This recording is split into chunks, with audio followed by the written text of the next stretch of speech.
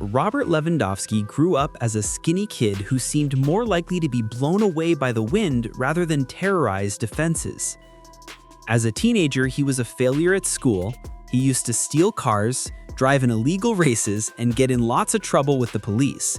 But with absolutely nothing going his way, and with all the odds being stacked against him, Robert Lewandowski would somehow rise to the very top of football, becoming one of the greatest football players of all time, scoring over 500 career goals and breaking countless records along the way. But how did this all happen? How did this skinny kid become one of the deadliest strikers in the history of the sport? This is the full story of Robert Lewandowski. Lewandowski goes through it again. Oh, he just can't do it. You just cannot be that good. Robert Lewandowski was born on the 21st of August, 1988 in Warsaw, Poland, to parents who were already veterans in the world of sports. His father, Krzysztof, jungled between being a professional footballer in the Polish second division and a national judo champion, while his mother, Iona, was an experienced competitive volleyball player.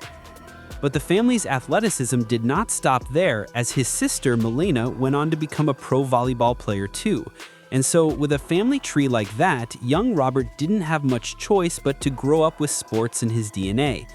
His parents had a vision for him from the start, who cleverly decided to give their son an English name as opposed to a Polish one for easier European recognition. As a kid, Robert didn't want to hold back from his family's legacy and immediately set his eyes on football. And his dad made sure he got the right start by taking him to parties on Lesno for his very first training sessions. And by the time he was 9, Robert was lacing up his boots for serious training at his next club, Marvia Warsaw. But don't imagine lush green fields and any state-of-the-art facilities. No, Robert began to sharpen his skills on dusty, windy, and rugged fields. Far from fancy, but it was where the magic properly began. His first coach had described him as the smallest, skinniest boy with legs like two thin sticks. And it wasn't just coaches who noticed, as one of Robert's teammates at Varia recalled how fragile he looked, saying you almost had to worry something might happen to him. And even Robert himself remembers the struggle, reflecting on how everyone told him, "You're too small, you won't make it," which simply lit a burning fire inside of him to prove them all wrong. But despite his behavioral difficulties, his parents believed their son would be special and never gave up on him, giving him all the necessary attention he needed. My dad would take me after school and wait for me for 2 hours while I trained. Then he would come back and get home at about 10 p.m. But just as Robert's football dreams were starting to take shape, life hit him hard in 2005 when he was just 16 years old because his dad, who was his mentor and biggest supporter, passed away after a tough battle with cancer. And this obviously left an everlasting impact on Robert, who, instead of giving up like anyone else would, remained strong and converted this tragic loss into fuel for the fire inside of him in order to honor his late father. And eventually, after his 7-year stint at Varsovia, Robert left to join Delta Warsaw, a fourth-tier club that served as a nursery for Legia Warsaw, but which still wasn't exactly in the big leagues. But it was another step forward for the determined skinny kid who finally managed to get some minutes in the first team, scoring 4 goals at the end of his first season when he got promoted to Legia Warsaw. Robert was thrilled and felt like his hard work was finally paying off. But once again, life threw yet another curveball at him by sustaining a knee injury that kept him off the pitch for 3 months. And as a result of this, he was let go by the team after only 1 year. And at the age of 17, this was an unexpected outcome for him since he was still too skinny, and he describes that day as one of the worst days of my life, and my career was falling apart. But not long after being left without a club, Robert's mother stepped in to save the day, doing everything she could to keep his dreams alive. And by the summer of 2006, after he recovered from his injury, she reached out to one of his old coaches who gave him another chance with a third division team. And this turned out to be the perfect move because Robert quickly began his climb to the top, leading this team to win the Polish third league with 15 goals, making him the league's top scorer. And thanks to his efforts, the team earned promotion to the Polish second division, where he kept shining, scoring another 21 goals and proving everyone wrong.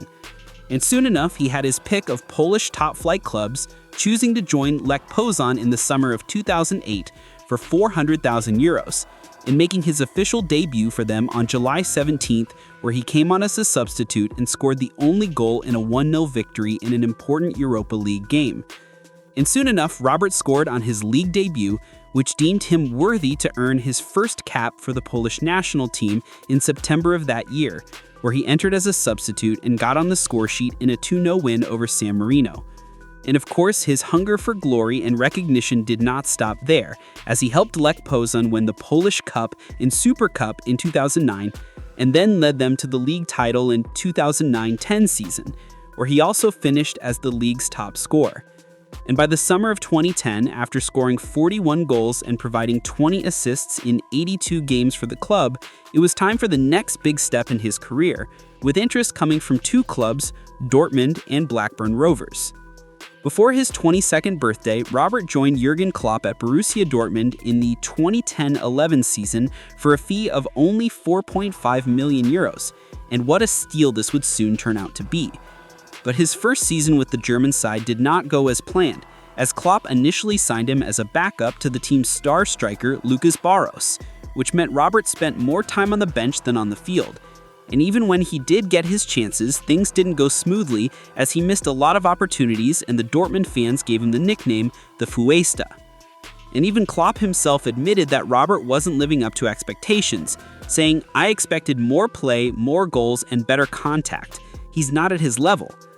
Robert ended his first season with Dortmund with 9 goals and 4 assists in 42 appearances, and despite winning the Bundesliga, he felt like he didn't deserve this trophy as he was simply seen as a shadow of the team's star striker.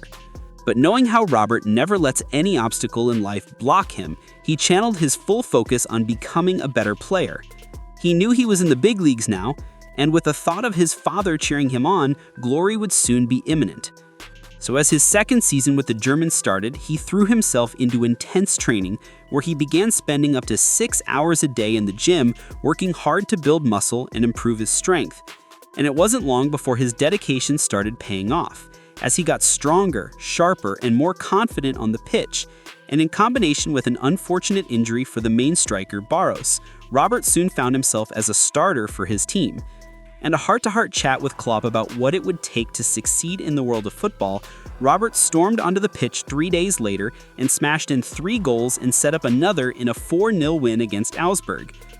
He later admitted that the chat with Klopp felt like one of those deep chats he wished he could have had with his late father. He describes Klopp as a teacher who demanded A+ students only, crediting him for pushing him to do better, and boy did it work, because Robert turned into an absolute goal machine,